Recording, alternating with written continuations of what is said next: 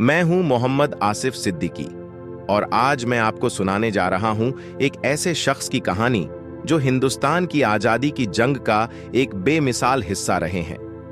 क्या आप जानते हैं कि एक ऐसा कवि था जिसकी शायरी ने लाखों दिलों में आग लगाई?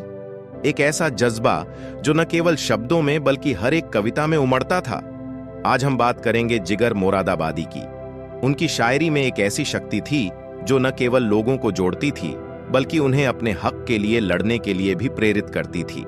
जिगर मोरादाबादी के शब्दों में वो जादू था जो आजादी के दीवानों की धड़कन बन गया। आगे की कहानी में हम जानेंगे कि कैसे उनकी कलम ने उस समय की सामाजिक और राजनीतिक परिस्थितियों को चुनौती दी और क्यों आज भी उनकी रचनाएं हमें प्रेरित करती हैं। तो चलिए इस दिलचस्प सफर पर निकलते हैं जहां हम एक ऐसे शख्स की जीवित कहानी को सामने लाएंगे जिसने अपनी शायरी से आजादी की जंग में एक नई रोशनी बिखेरी। जिगर मुरादाबादी का जन्म 1890 में मुरादाबाद, उत्तर प्रदेश में हुआ। असल नाम अली सिकंदर था। एक साधारण इस्लामी पृष्ठभूमि में पले बढ़े जिगर ने उर्दू, फारसी और अरबी में शिक्षा प्राप्त की।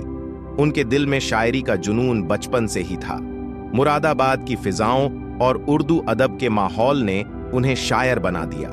उनकी शुरुआती शायरी में इश्क और सौंदर्य की गहरी झलक मिलती है जो धीरे धीरे गहरी सामाजिक और आध्यात्मिक बातों में ढल गई। अली सिकंदर का परिवार एक धार्मिक और अदबी परिवेश से था जिसने उनके व्यक्तित्व और उनके लेखन पर गहरी छाप छोड़ी। पढ़ाई के दौरान ही उन्होंने शायरी में रुचि ली और जल्द ही उर्दू अदब के गलियारों में अपनी पहचान बनाने लगे। उनकी शुरुआती शायरी में एक रोमांटिक जज्बा था जो दिलों को छू लेता था। उनके कुछ मशहूर शेरों में शामिल है, यूं जिंदगी की राह में टकरा गया कोई, अनजान ही बनकर मुझको अपना गया कोई। इस शेर में जिगर की शायरी का मासूमियत भरा अंदाज नजर आता है। जिगर की जिंदगी में इश्क ने हमेशा एक अहम भूमिका निभाई।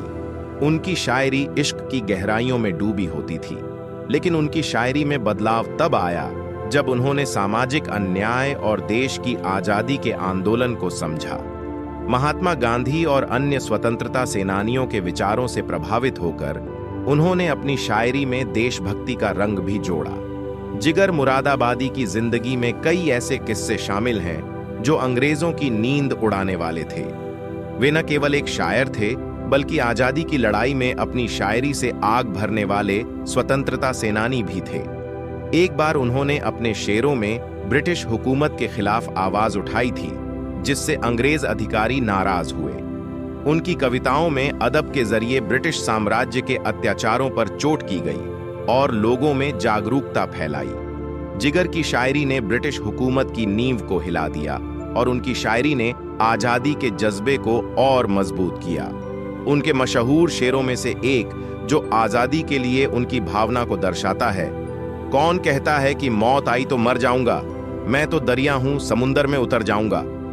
यह शेर न केवल जिगर के आत्मसम्मान को बल्कि अंग्रेजों के खिलाफ उनकी दृढ़ता को भी दर्शाता है। जिगर का निजी जीवन संघर्षों से भरा था। आर्थिक तंगी और पारिवारिक समस्याओं के बावजूद उन्होंने शायरी का दामन नहीं छोड़ा।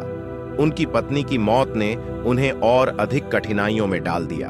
इन दुखों ने उनकी शायरी में और गहराई ला दी और उनकी शायरी में अब दर्द और संवेदना की झलक भी दिखाई देने लगी। जिगर के शेर उनके दिल की गहराइयों से निकलते थे और यही वजह थी कि उनकी शायरी लोगों के दिलों में बस जाती थी। जिगर मुरादाबादी का जीवन का आखिरी दौर शांत और सरल था। उनकी शायरी में एक परिपक्वता आ गई थी जिसमें उनके जीवन के अनुभव और उनकी सोच की गहराई दिखाई देती थी। 1960 में उनका निधन हो गया, लेकिन उनकी शायरी आज भी उर्दू अदब की दुनिया में जीवित है। उनके कुछ और मशहूर शेर, हमसे क्या हो सका मोहब्बत में, खैर तुमने तो बेवफाई की। उनकी शायरी का यह रंग उनके जीवन के उतार चढ़ाव का निचोड़ था। विरासत और प्रभाव जिगर मुरादाबादी की शायरी में इंसानियत, इश्क और देशभक्ति का अनोखा मिश्रण था। उन्होंने उर्दू शायरी को एक नई ऊंचाई दी। उनका जीवन और उनकी शायरी आज भी उर्दू अदब के चाहने वालों के लिए एक प्रेरणा का स्रोत है। जिगर का जीवन हमें सिखाता है कि सच्ची कला और साहित्य का असर अमर होता है। उनकी शायरी एक धरोहर है जो आने वाली पीढ़ियों को हमेशा प्रेरित करती रहेगी।